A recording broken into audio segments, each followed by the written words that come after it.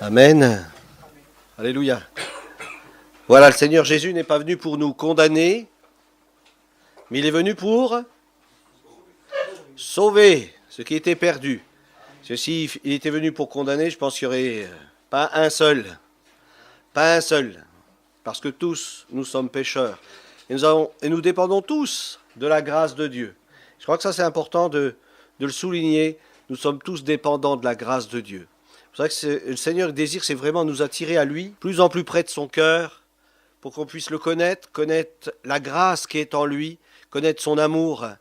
Et la Bible dit que si nous avons péché, bien nous avons un avocat auprès du Père.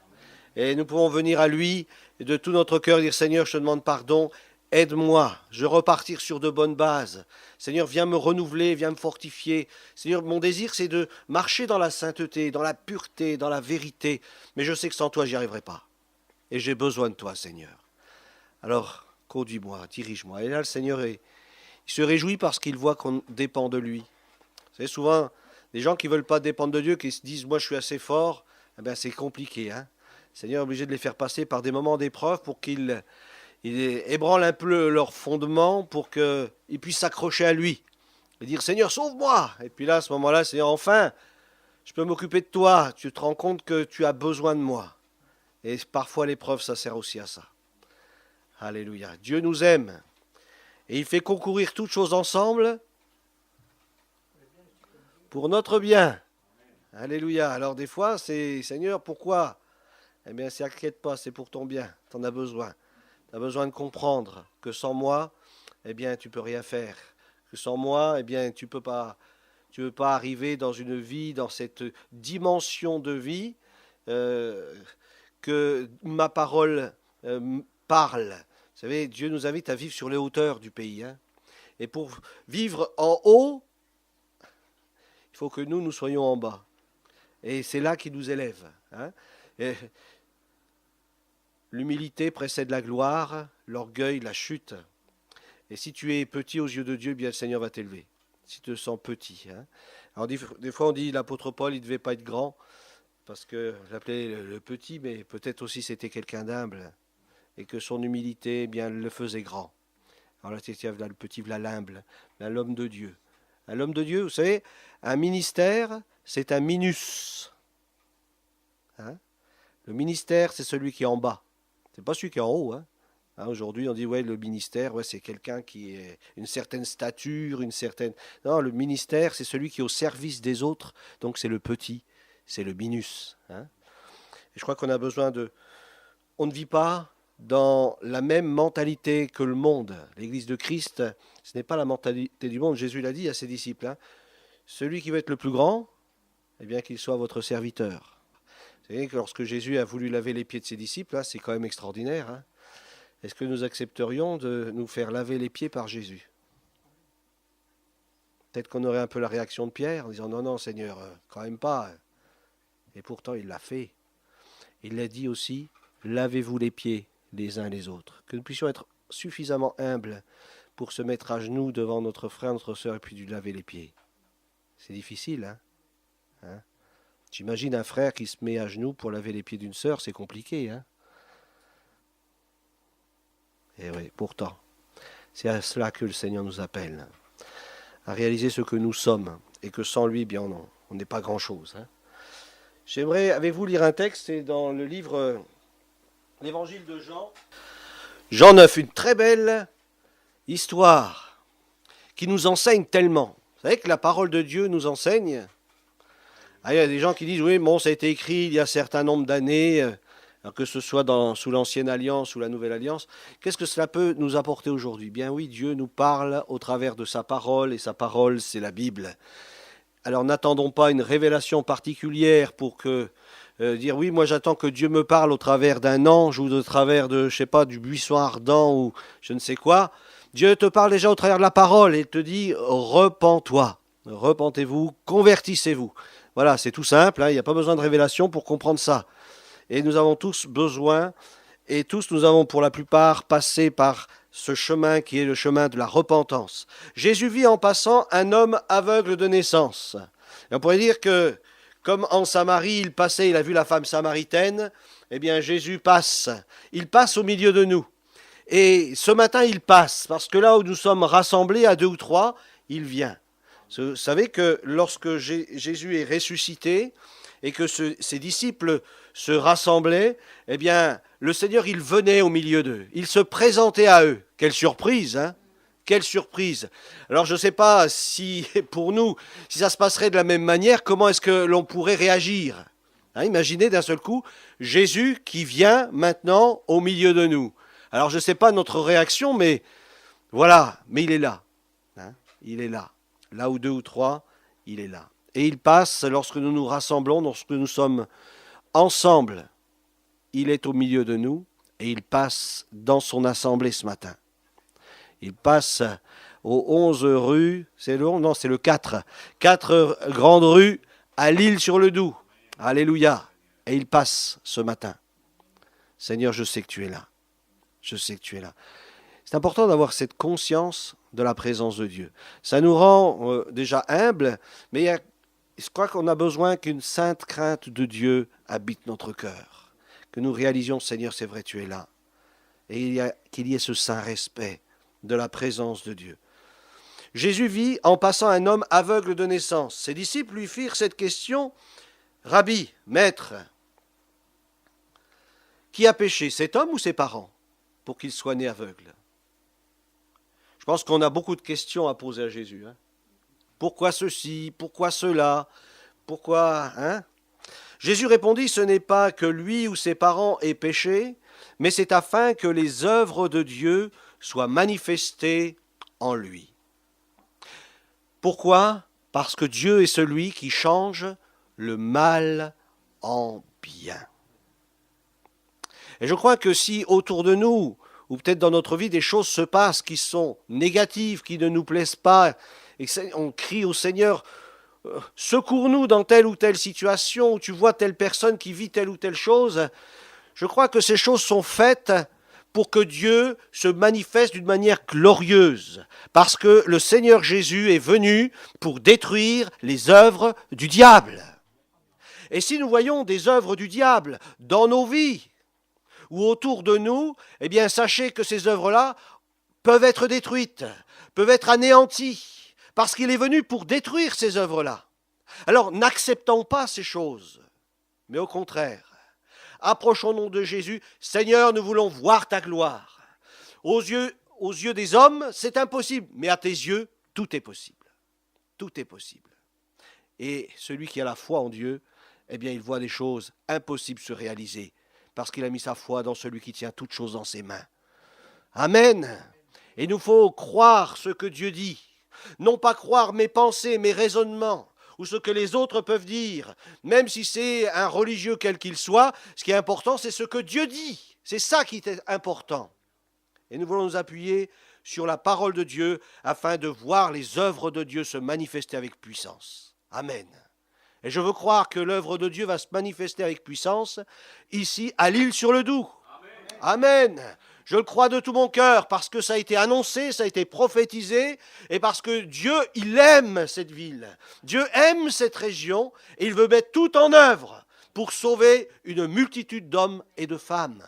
Amen. Il faut que je fasse, tandis qu'il est jour, les œuvres de celui qui m'a envoyé. La nuit vient. Est-ce que vous savez que la nuit vient? Alors je pense qu'il est temps de se réveiller. Parce qu'il y a longtemps qu'il fait jour, mais la vraie nuit, elle vient. Et là, la parole de Dieu nous dit, où personne ne peut travailler. Il viendra un temps où personne ne pourra travailler, où le Saint-Esprit ne pourra pas agir, parce qu'il ne sera plus là, et parce que l'Église ne sera plus là. Pendant que je suis dans le monde, et pendant que vous êtes et que nous sommes dans le monde, nous sommes la lumière du monde. Jésus est la lumière du monde, et s'il vit en toi, tu es la lumière du monde. Et les gens qui t'entourent doivent voir en toi Jésus. Et ce Jésus qui vit en toi, il doit se manifester, il doit se révéler. Il est la lumière qui éclaire tout homme pour conduire chaque être humain dans la vie véritable. Alors peu importe la question ou les questions, Jésus est la réponse à toutes nos questions. Peu importe nos questions ou toutes les questions qu'on peut se poser, je vous dis simplement une chose, Jésus est la réponse, point. Jésus est la réponse. Alors, je ne sais pas comment il va agir, mais Jésus est la réponse. Alors, quiconque invoquera le nom du Seigneur sera sauvé. Jésus est la réponse. Je ne sais pas ce que tu es en train de vivre, tes combats que tu vis, peu importe, Jésus est la réponse. Ce n'est pas compliqué, il n'y a pas besoin de faire une étude biblique pour expliquer cela, c'est tout simple. Hein? Alors, si quelqu'un vient vous voir, je ne sais pas, frère, ceci ou cela, je te dis une chose, retiens-la, Jésus est la réponse. Je ne suis pas la réponse, mais Jésus, lui, oui, il est la réponse. Qui est-il, ce Jésus? L'homme Jésus. Eh bien, il est tout simplement la réponse de Dieu pour chacun d'entre nous. L'homme crie, oh, si tu déchirais les cieux, et si tu descendais? Tu vois toute cette misère, tout ce qui nous oppresse. Mon cœur est comme oppressé par tout ce qui se passe autour de moi, mais aussi dans ma vie. Jésus est la réponse de Dieu pour chacun d'entre nous et pour l'humanité entière. Dans Matthieu chapitre 11, verset 28, cette proclamation formidable, « Venez à moi, vous tous !» Peu importe ta religion, peu importe ta philosophie, ta mentalité, peu importe tes raisonnements, Jésus est la réponse et il proclame « Venez à moi, vous tous qui êtes fatigués et chargés. » Est-ce que tu es fatigué? Viens Jésus. Est-ce que tu es chargé? Viens Jésus. Viens pas chez moi. Viens pas chez moi. Moi, je ne peux pas te décharger. Et je ne peux pas te donner les forces dont tu as besoin. Mais Jésus, lui, oui. Il peut te décharger de tous tes soucis, de tous tes péchés, de tout ce qui t'oppresse. Il peut te libérer. Venez à moi, vous tous qui êtes fatigués et chargés, et je vous donnerai. Tu cherches la paix? La paix, elle ne se trouve qu'en une seule personne, en Jésus. Amen. Il te faut venir à Jésus. Il nous faut venir à Jésus, parce qu'il est le seul qui puisse répondre, non seulement à toutes nos questions, mais aussi à tous nos besoins. Il est l'alliance de Dieu pour l'humanité. Dans un texte d'Ésaïe au chapitre 55, au verset 3, il nous est dit « Prêtez l'oreille et venez à moi. » Ouvre ton oreille ce matin. J'ai une parole pour toi. Viens Jésus. Viens au Christ. Viens celui qui a donné sa vie sur le bois de la croix. Viens celui qui sauve parfaitement tous ceux qui s'approchent de lui. Il sauve parfaitement. Venez à moi, vous tous. Prêtez l'oreille et venez à moi. Écoutez et votre âme. Écoutez. Il est la parole qui a été envoyée. Jésus est cette parole éternelle qui nous a été envoyée. Il est le Christ incomparable. La parole est venue dans ce monde. À nous d'entendre la parole nous interpeller. Il est la parole. Il est la voix de Dieu qui a traversé les siècles et qui encore aujourd'hui, dans ce monde, résonne. Écoutez, écoutez. Il y a tant d'hommes et de femmes qui ont rencontré ce Sauveur, ce Seigneur formidable. Tant de témoignages. Ici, nous ne sommes que quelques-uns, mais vous savez que dans le monde, il y a des millions de gens qui, aujourd'hui même, pourraient vous rendre témoignage. Je ne parle pas de gens qui sont partis auprès du Seigneur, mais des gens qui sont encore dans ce monde aujourd'hui, ils pourraient vous rendre de multiples et de millions de témoignages d'un Christ qui est réellement vivant. Il est réellement vivant. Écoutez et votre âme vivra. Ton âme a besoin de la parole de Dieu. L'homme ne vivra pas de pain seulement, mais de toute parole qui sortira de la bouche de Dieu. Et Christ est venu dans ce monde, il est le pain de Dieu. Il est le pain vivant qui est descendu du ciel pour restaurer ton âme. Tu as besoin d'une nourriture spirituelle. Tu as besoin de Jésus. Il te faut venir à Jésus et puiser en lui tout ce dont tu as besoin. Il est la ressource inépuisable. Je traiterai avec vous une alliance éternelle. Le jour où tu te donnes à Christ, si tu demeures fidèle, c'est pour l'éternité. Pour rendre durables mes faveurs envers David. Ésaïe 55, verset 3.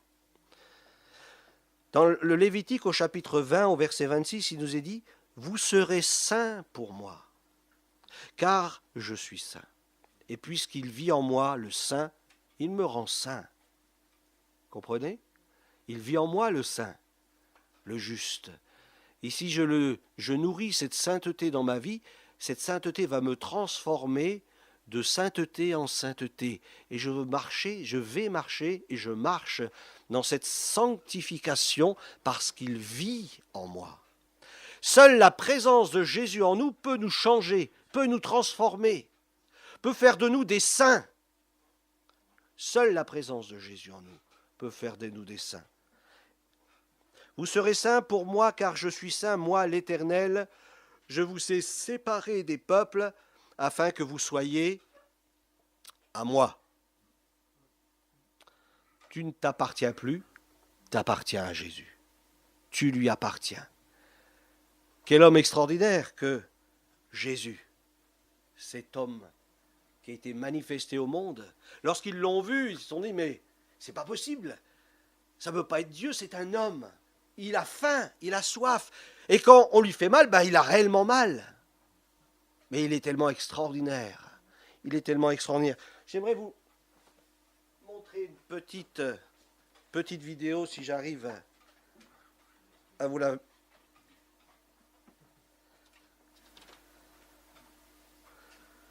Alléluia. Bonjour.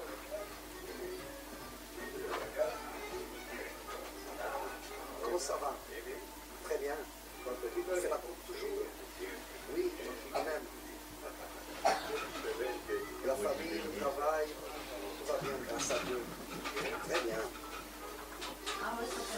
Très bien.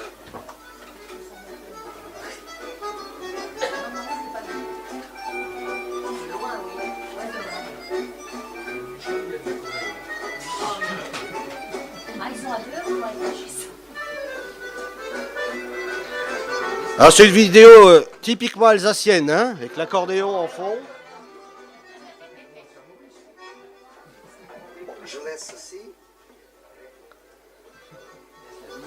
Et nous terminons maintenant. Voilà. Vous savez une chose? Je ne crois pas que Dieu existe. Pourquoi vous dites cela, mon ami? C'est très simple. Quand on sort dans la rue, on voit que Dieu n'existe pas. Sinon, dites-moi, si Dieu existe, pourquoi il y a autant de malades, d'enfants abandonnés? Non, mon ami. Si Dieu existait, il n'y avait pas de souffrance, il n'y avait pas de douleur dans l'humanité.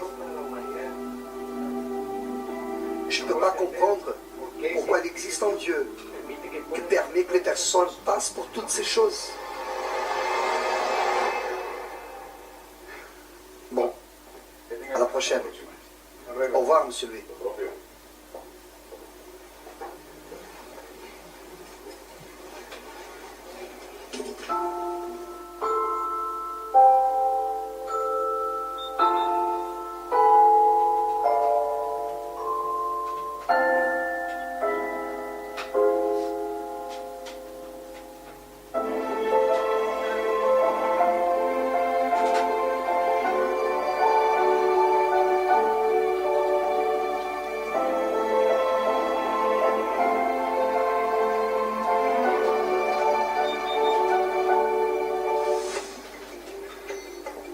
Vous savez quoi? Les coiffeurs n'existent pas. Comment cela? Et moi, c'est quoi? Les coiffeurs n'existent pas. Parce qu'ils existaient, il n'y avait pas de personne avec les cheveux si longs comme ce garçon. Les coiffeurs existent. Le problème, c'est que ces personnes ne viennent pas jusqu'à moi. C'est ça. C'est exactement cela. Dieu existe. Mais les personnes ne vont pas à lui.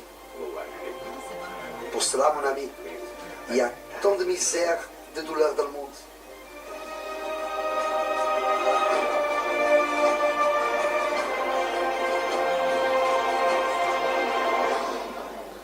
Ah, vous avez compris, hein? Dieu est réellement vivant. Et pour expérimenter Dieu dans la vie d'un homme, il faut qu'il aille vers lui. Hein? Venez à moi, vous tous qui êtes fatigués et chargés. Alors, dans le texte que nous avons lu tout à l'heure, dans Jean 9, La Bible nous dit que Jésus, il cracha par terre, il fit de la boue avec sa salive, puis il appliqua cette boue sur les yeux de l'aveugle. Et il lui dit, va et lave-toi au réservoir de Siloé, nom qui signifie envoyé. Il y alla, se lava et s'en retourna voyant clair. Ses voisins et ceux qui auparavant l'avaient connu comme un mendiant disaient, n'est-ce pas là celui qui se tenait assis et qui mendiait ?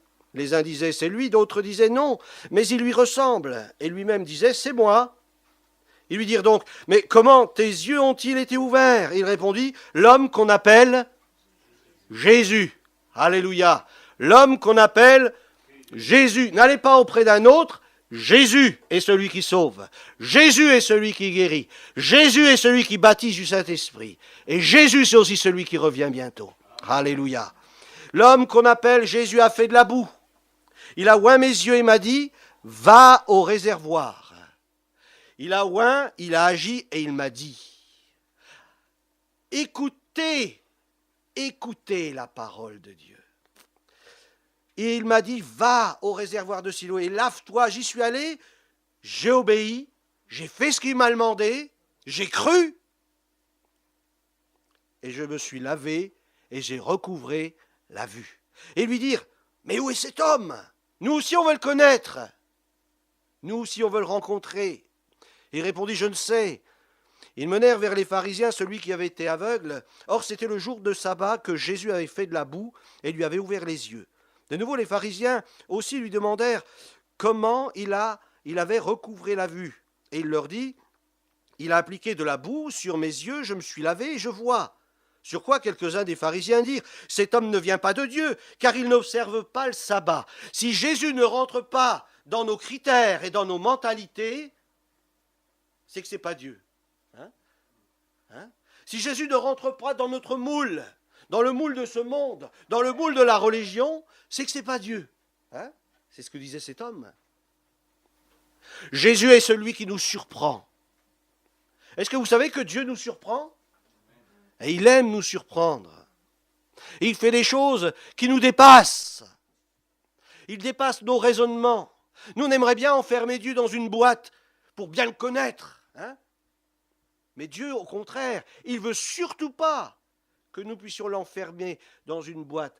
Et c'est pour cela que parfois il nous étonne. Mais d'une telle manière extraordinaire. Je me souviens d'une fois, il y a quelques années en arrière, je souffrais d'une allergie. Alors j'avais les yeux qui coulaient tout le temps, le nez qui coulait, mais je rendais quand même témoignage de Dieu à ceux qui m'entouraient. Et quand ils me voyaient comme ça, ils me disaient, mais tu dis que ton Dieu est guéri, mais regarde ta tête. Je dis oui, je sais, mais je sais qu'il guérit. Et puis, un jour, j'ai vu un chapiteau qui était auprès d'une route, et là, il y avait des gens qui annonçaient l'évangile. J'étais chrétien, j'avais déjà vécu mon expérience de conversion, on avait déjà prié pour moi de multiples manières, au travers de temps de jeûne, au travers de différents serviteurs de Dieu qui auraient un ministère de guérison, etc. Mais rien n'y faisait, j'étais toujours malade. Et une pensée est venue dans mon cœur, puisqu'on critiquait beaucoup ces gens qui faisaient des missions d'évangélisation sous la tente. Et il y a une pensée qui est venue dans mon cœur en disant, va là-bas, on va prier pour toi. Et dans mon cœur, je me disais, si je suis guéri, c'est que ces hommes sont réellement aussi des serviteurs de Dieu. Et j'y suis allé. Malgré les interdictions, j'y suis allé. Et j'ai écouté le message, j'ai essayé de décoder s'il y avait des choses qui étaient anti-bibliques. Tout était bien selon la parole de Dieu. Et au moment de l'appel, je me suis approché avec mes yeux tout larmoyants, avec mon nez qui coulait. Et au moment où on a prié pour moi, à l'instant même, ça faisait plusieurs années que je souffrais, à l'instant même, j'ai été guéri. Je suis retourné à la maison et j'ai dit, Seigneur, tu m'étonneras toujours. Tu m'étonneras toujours. Et je sais maintenant que ce sont aussi tes serviteurs et tes servantes. Et je crois que Dieu veut nous surprendre de différentes manières. Et Dieu veut agir pour nous amener à voir comme lui, il voit. Comment est son Église sur la terre ? Elle n'est pas découpée en associations, son Église est une. C'est important de le réaliser, de le comprendre. l'Église de Jésus-Christ, elle est une. Hein? Alors, dans le ciel, il n'y aura pas un endroit pour les Ménonites, un autre endroit pour les pentecôtistes, un autre endroit pour les charismatiques, un autre endroit pour les baptistes, un autre endroit pour les darbistes. Non, il n'y a qu'une Église de Jésus-Christ. Et dans tous ces mouvements associatifs, il y a de l'Église de Jésus-Christ. Il y a des hommes, des femmes qui invoquent Dieu avec un cœur sincère, qui cherchent Dieu de tout leur cœur et qui l'aiment. Et je crois que le Seigneur aussi veut nous ouvrir dans ce domaine, que nous puissions voir l'Église comme Dieu, lui, la voit. Alors souvent on dit petit troupeau, mais dans le monde il y a plus de 700 millions de gens qui se réclament de Christ, d'hommes et de femmes qui sont nés de nouveau. Plus de 800 millions. Alors je veux bien croire que dans les 800 millions, tous ne sont pas comme nous on voudrait qu'ils soient.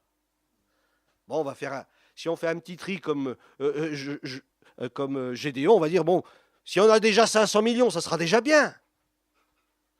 Mais quand même, 500 millions, c'est quand même énorme. Et l'Église n'a jamais aussi grandi qu'à l'heure actuelle. Il n'y a jamais eu autant de conversions. J'entendais un témoignage depuis l'époque de Jésus, au moment de sa mort et de sa résurrection, jusqu'en 1980. Eh bien, de 1980 jusqu'à aujourd'hui, il y a eu beaucoup plus de conversions, de nouvelles naissances. L'Église a grandi beaucoup plus dans cette courte période que de l'époque de Jésus jusqu'en 1980. Vous vous rendez compte? Ce qui nous prouve quelque chose, c'est qu'il vient bientôt. C'est qu'il vient bientôt. Il va venir chercher son Église. Et cela doit nous encourager à nous attacher à lui de tout notre cœur. Parce que l'Antéchrist vient aussi et il se manifeste déjà dans le monde. Il y a des signes qui sont là. Alors, la Bible nous dit que celui qui se sanctifie encore. Que celui qui est saint se sanctifie encore. Je crois que c'est important de nous attacher de plus en plus à lui de tout notre cœur et à ne pas nous laisser emporter par des raisonnements qui sont que des raisonnements d'hommes. L'homme qu'on appelle Jésus. Pourquoi venir à lui? Vous avez entendu cet homme qui allait se faire couper les cheveux chez son coiffeur.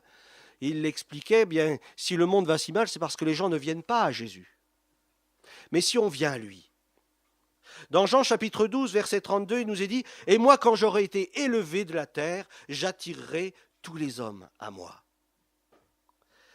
Dans Jean, toujours au chapitre 6, verset 37, « Tous ceux que le Père me donne viendront à moi, et je ne mettrai pas dehors. » Et je ne mettrai pas dehors. Alors nous, peut-être, on mettrait dehors. Mais comme Dieu voit son Église d'une manière différente, il veut aussi que nous puissions aussi voir les gens, les âmes, d'une manière différente, comme lui les voit. Je ne mettrai pas dehors celui qui vient à moi. Écoutez bien, je ne mettrai pas dehors, a dit Jésus. Alors pourquoi nous jugerions les uns et les autres? Nous n'avons pas à juger. C'est le Seigneur Jésus qui un jour jugera. C'est lui qui a été désigné pour juger les vivants et les morts. Ainsi parle l'Éternel, maintenant l'Éternel qui t'a créé, ô Jacob, celui qui t'a formé, ô Israël, ne crains rien, car je te rachète. Je t'appelle par ton nom, tu es à moi. Notre Dieu, c'est le Dieu de toute la création, mais aussi c'est le Dieu de celui qui s'est donné à lui. Je te rachète.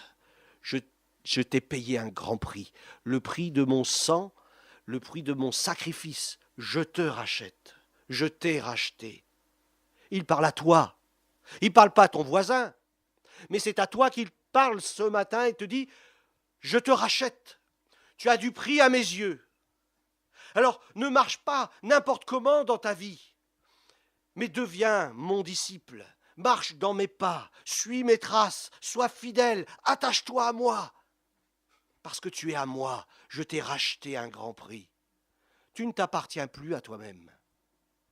Est-ce que vous savez que vous ne apparteniez plus à vous-même? Est-ce que vous vous êtes donné à Jésus-Christ? Alors si nous nous sommes donnés à lui, c'est à lui que nous appartenons. Et j'ai plus le droit de faire n'importe quoi et de vivre n'importe comment. Il me faut marcher en suivant ses traces. Seigneur, c'est vrai, je t'appartiens et je veux demeurer fidèle. Alléluia. Je leur donnerai un cœur pour qu'ils connaissent que je suis l'Éternel. Dieu a mis en nous un cœur nouveau. Il nous a régénérés, il nous a transformés. Nous sommes devenus une nouvelle créature, c'est formidable. Il nous a donné tout ce qui contribue à la vie, à la piété. Il nous a tout donné. Simplement, c'est à nous de lui faire confiance et de vivre dans cette communion, cette relation avec lui, parce que c'est lui qui va renouveler tes forces pendant que tu vas marcher. C'est lui qui va te donner toute la capacité. Notre capacité, elle vient de Dieu. Elle ne vient pas de nous. Il nous a tout donné, le Seigneur. Il nous aime. Alors pourquoi venir à lui ? Bien parce que c'est le seul chemin que Dieu a donné pour les hommes. Alors, il dit encore à l'aveugle, « Toi, qui dis-tu de lui ? Sur ce qu'il t'a ouvert les yeux, il répondit, « C'est un prophète. » Vous savez, lorsqu'on est face à la religion, lorsqu'on est face à la persécution, c'est difficile. Alors on essaye un petit peu, cet homme, ben oui, de toute façon c'est un homme de Dieu, c'est sûr, parce que j'étais aveugle de naissance, il m'a guéri. Mais face à la religion, face à l'opposition, quelle réaction, quelle position avoir ? Ne sois pas ambigu avec le Seigneur. Comme on dit, Dieu a tracé des voies droites, mais l'homme a choisi plutôt des voies tortueuses. Marchons dans ce qui est droit. Et si ça nous coûte cher, peu importe. Seigneur, je préfère te faire confiance et t'être fidèle que de perdre ce que tu m'as donné. Hein ? Et je crois que c'est important de lui faire confiance. Il est la parole qui était faite chair. Mon bien-aimé est à moi, je suis à lui. Vous savez, c'est une relation d'amour avec le Seigneur. C'est je l'aime, il m'aime, il m'a manifesté son amour et je suis attaché à lui. Une alliance, vous savez ce que c'est qu'un mariage ? C'est une alliance, c'est des liens qui sont là, qui sont créés. Et Dieu veut que nous soyons un avec lui. Comme moi et le Père, nous sommes un. Il veut que nous soyons un avec lui. Je veux être un avec toi, mon frère, ma sœur. Je veux être un avec toi. Je veux vraiment vivre en toi, pleinement. Jésus a dit, je suis le pain de vie. Nous avons besoin de nourriture, de sa parole. Pas ce que moi je conçois, mais ce que lui veut me donner. Parce que souvent on aime tellement tordre l'Écriture à notre avantage. Seigneur, je veux accepter ta parole telle qu'elle est. Je veux accepter ta parole telle qu'elle est. Et il n'y a pas des choses qui sont pour hier, mais tout est bon pour aujourd'hui. Le dernier jour, le grand jour de la fête, Jésus se tenant debout, il s'écria, si quelqu'un a soif, qu'il vienne à moi et qu'il boive. Il est celui qui peut te donner tout ce dont tu as besoin. Il a parlé d'une bénédiction qui vient dans ta vie. Il parle du Saint-Esprit. Le Saint-Esprit, c'est formidable. La personne du Saint-Esprit, c'est formidable. Vous savez que c'est le Saint-Esprit qui convainc de péché, de justice, de jugement. C'est pour cela que lorsque l'Église sera enlevée et que le Saint-Esprit ne sera plus là, eh bien le monde ira de mal en pire. Parce qu'il n'y aura plus de conviction du Saint-Esprit. Le Saint-Esprit ne sera plus là pour convaincre de péché, de justice et de jugement. Mais lorsque le Saint-Esprit est là, et lorsque je fais quelque chose qui n'est pas juste, eh bien il me reprend. Il me dit, regarde, là ça ne va pas. Il dit, Seigneur, c'est vrai, tu as raison. On n'essaie pas d'arrondir les angles. On dit simplement, Seigneur, c'est vrai, tu as raison. Aide-moi, change-moi. Viens, prends plus de place. Vous savez que le fruit de l'esprit, c'est le fruit de l'esprit. Ce n'est pas notre fruit à nous, ce n'est pas nous à force que nous allons être meilleurs, que nous allons avoir plus de bonté, plus de patience. Non, c'est lui qui le fait en nous. C'est lui qui le fait en nous. Alors laisse l'action de l'Esprit te changer et te transformer. Et une communion avec le Saint-Esprit. Vous savez que le Saint-Esprit est Dieu. Le Saint-Esprit est une personne. Il peut être attristé par nos paroles, par nos pensées, par notre conduite. Alors apprenons à vivre dans cette communion avec le Saint-Esprit. Alléluia. Il est le chemin, il est la vérité et il est la vie. Jean 14, verset 6. Face aux religieux, il n'y a qu'un seul choix. Jésus est le chemin. Tu peux dire tout ce que tu veux, me parler de ta théologie, mais moi je sais une chose, c'est que Jésus, lui, il est le chemin, la vérité, la vie. Toi, tu nous montres une direction, mais je sais que Jésus, lui, il est la direction. Face à la religion ou aux religieux, il est écrit dans Jean 6, verset 45, il est écrit dans les prophètes, ils seront tous enseignés de Dieu. Ainsi, quiconque a entendu le Père et a reçu son enseignement, vient à moi. Et Jean a reproché aux religieux de son époque qui connaissaient parfaitement les Écritures, et vous ne voulez pas venir à moi pour avoir la vie ? Vous savez qu'à l'époque du Seigneur Jésus, les rabbins connaissaient des textes par cœur de l'Écriture. Ils pouvaient vous citer la parole de Dieu, des textes entiers. Et ce que Jésus leur a reproché, vous connaissez très bien. Si vous êtes sauvé au travers d'une interrogation, ben vous avez 20 sur 20. Mais ce n'est pas ça qui nous sauve. L'Écriture est là pour nous conduire à Jésus-Christ. L'Écriture est là pour nous montrer ce que nous sommes et combien nous avons besoin de lui. Le Seigneur dit, quand ce peuple s'approche de moi, il m'honore de la bouche et des lèvres, mais son cœur est éloigné de moi. Et la crainte qu'il a de moi n'est qu'un précepte de tradition humaine. Ils ne me connaissent pas. Moi, le bon berger. Alors, ils font plein de choses extérieurement, mais leur cœur. Et Dieu regarde au cœur. Il regarde à ton cœur, mon frère, ma sœur. Il regarde à nos cœurs. Il regarde à mon cœur. Comment est-ce que je l'aime ? Dieu veut que nous l'aimions sincèrement.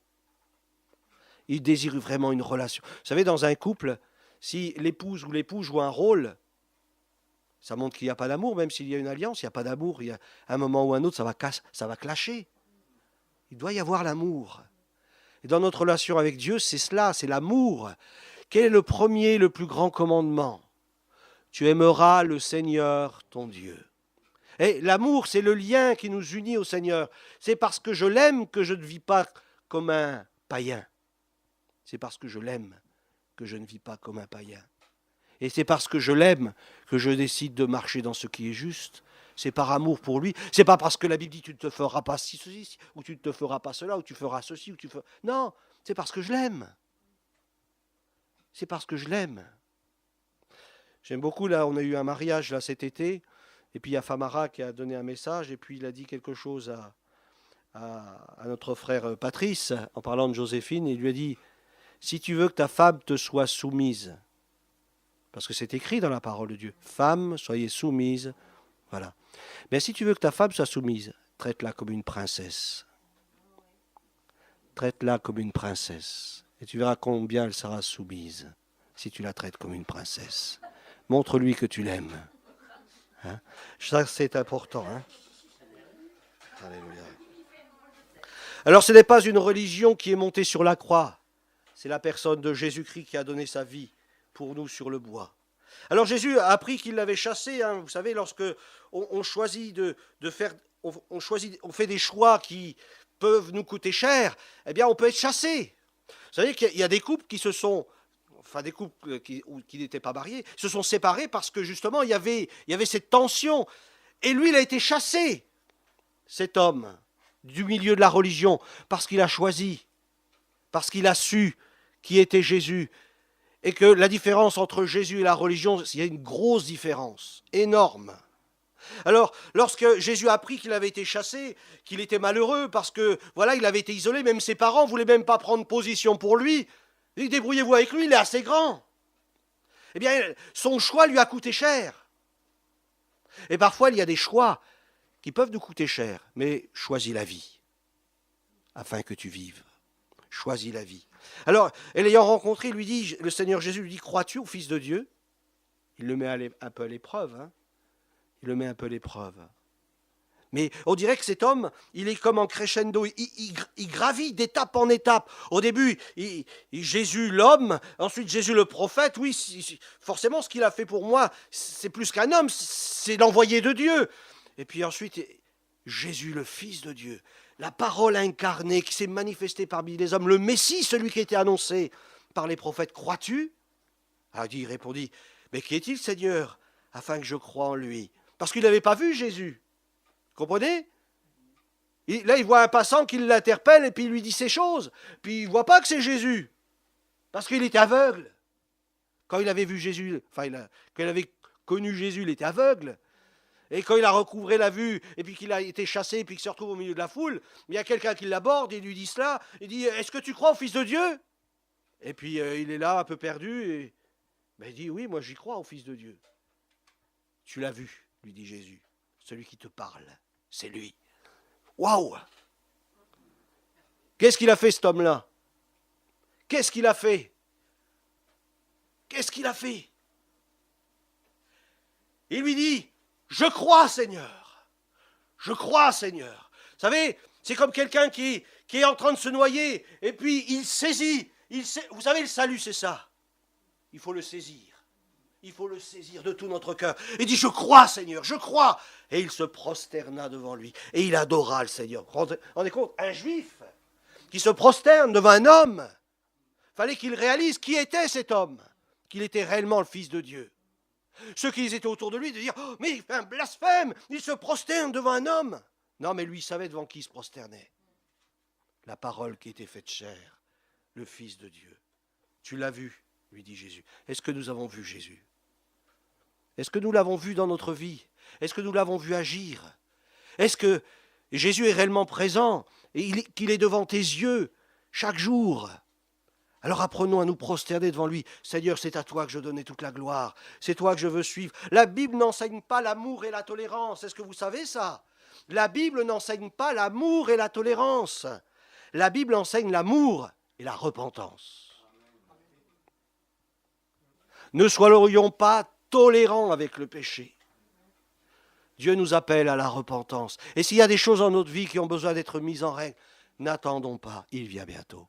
Jésus vient bientôt pour chercher son Église. Il est réellement le Sauveur du monde. Dans Acte 4, 12, mémorisez des textes comme cela de la parole de Dieu. Acte 4, verset 12.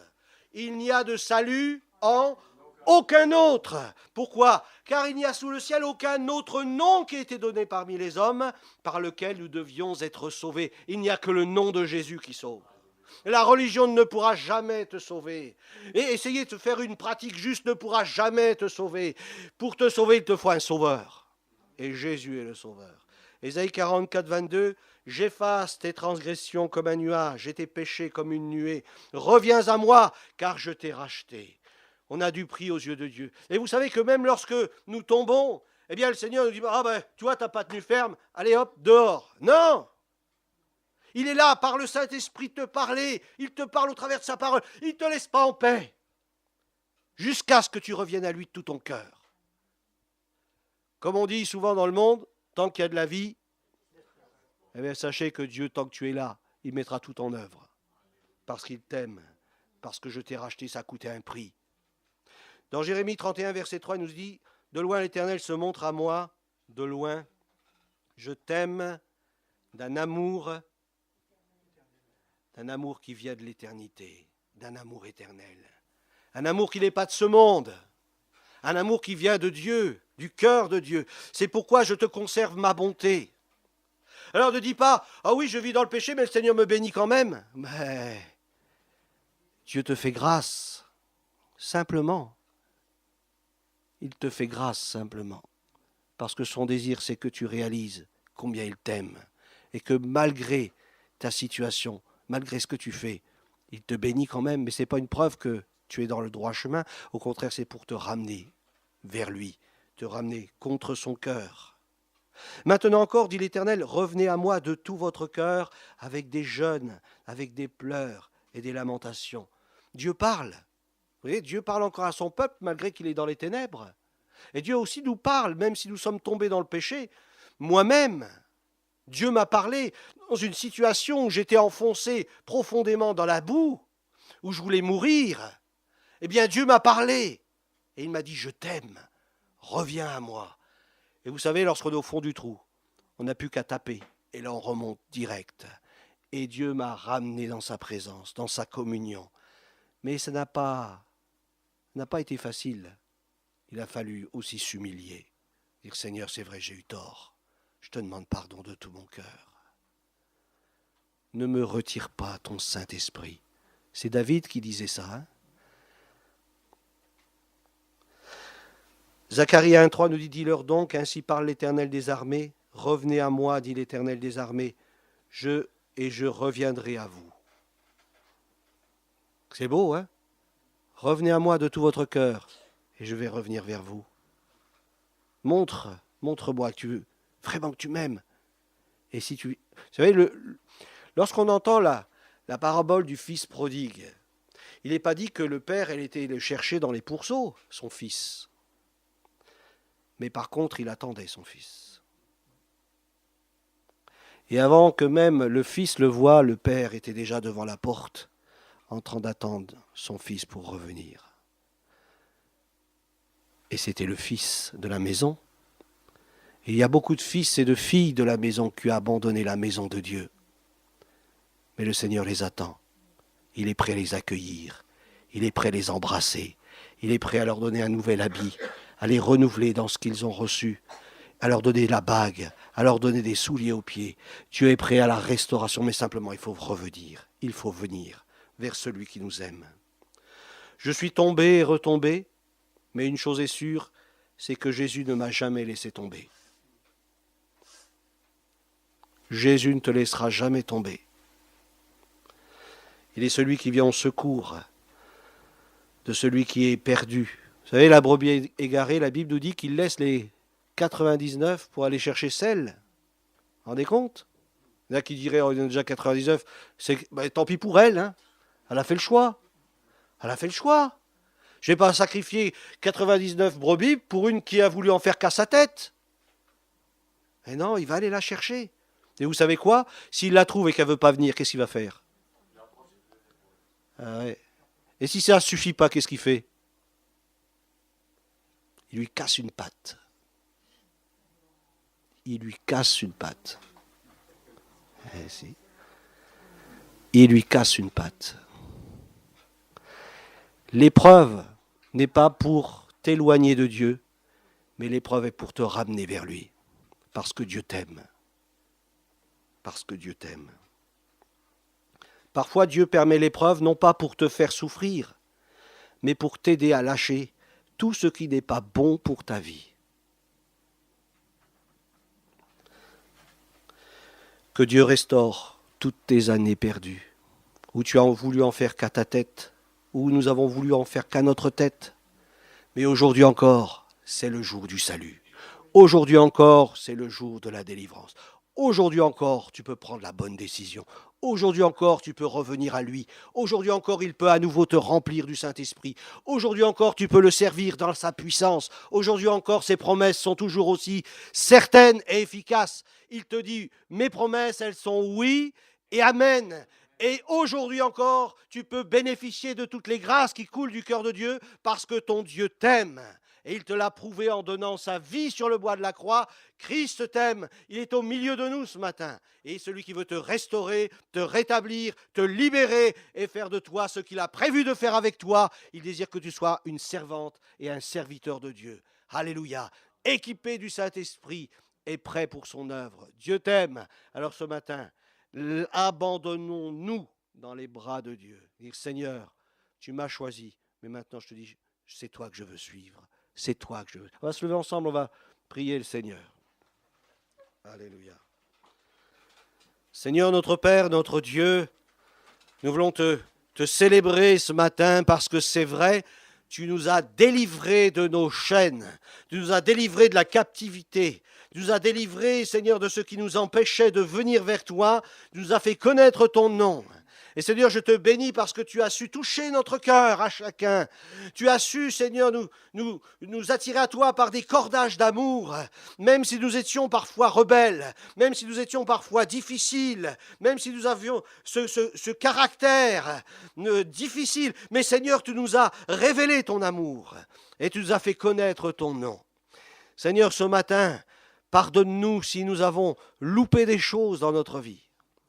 Mais ce matin, Seigneur, nous décidons ensemble de te suivre, de marcher fidèlement, de te faire confiance, de faire le tri dans notre vie à ce qui à ce qui te déplaît et à ce qui te plaît. Seigneur, c'est toi que nous voulons honorer, parce que nous savons, tu viens bientôt pour chercher ton Église.